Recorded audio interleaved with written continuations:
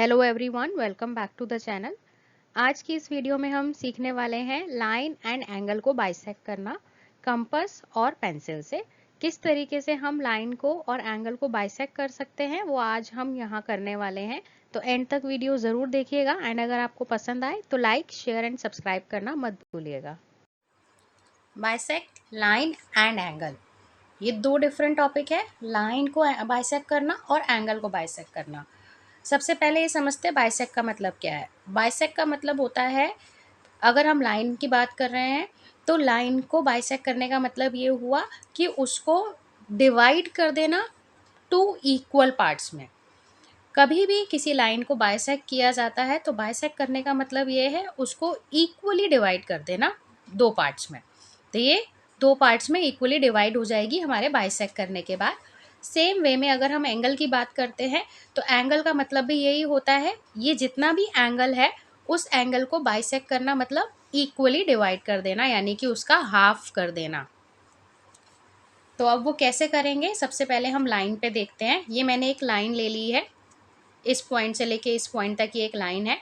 अब मुझे इसे बाइसेक्ट करना है, तो बाइसेक्ट करने के लिए मैं क्या करूँगी, अपना कंपास पेंसिल लूँगी, एक पॉइंट पे कंपास का पॉइंट रखूँगी। उसके बाद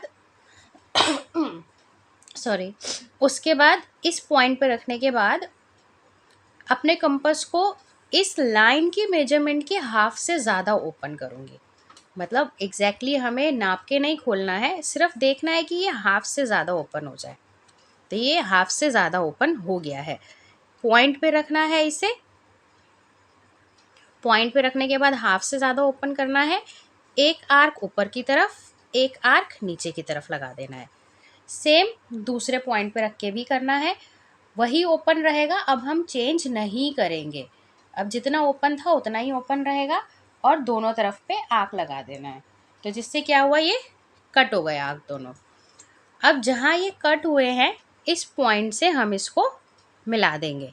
तो ये है हमारा पॉइंट जहाँ ये कट हो रहा है और यहाँ पे ये है हमारा पॉइंट जहाँ ये कट हो रहा है। तो इस पॉइंट से हम एग्जैक्टली इसको यूँ मिला देंगे। जब हम इसको मिला देंगे तो ये इक्वली डिवाइड हो जाएगा। अब ये बाइसेक्ट हो गया। अब जब ये डिवाइड हुआ है तो ये इक्वल डिवाइड हुआ है। मैंने इस लाइन को मेजर करके नहीं किया था, लाइन नहीं ड्रॉ करी थी मैंने। अब अगर हम देखें यहाँ पर तो एग्जैक्टली तो नहीं, बट ये 8 के कुछ नियर बाय है। तो ये दोनों जगह पे 4 से थोड़ा सा कम आ रहा है। एग्जैक्ट पॉइंट में नहीं काउंट किया हुआ इसलिए पता नहीं चल रहा है, लेकिन वैसे अगर आप देखेंगे तो ये इक्वली डिवाइडेड है।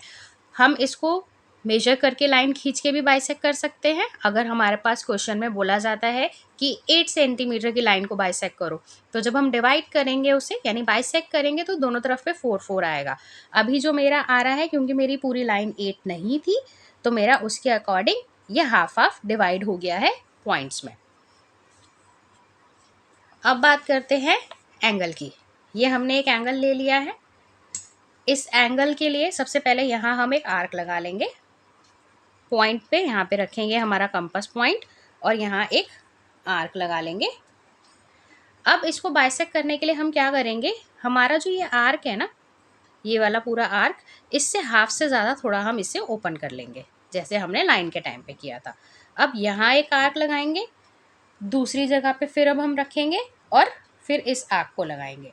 तो इससे क्या होगा, ये आर्क कट जाएगा और अब हम यहाँ इस पॉइंट से इसको मिला देंगे।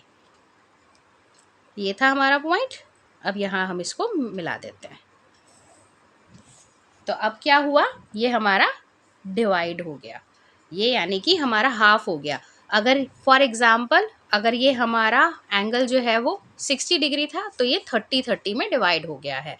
तो इस तरीके से हमें ये डिवाइड कर देना होता है, मतलब बाइसेक्ट कर देना होता है।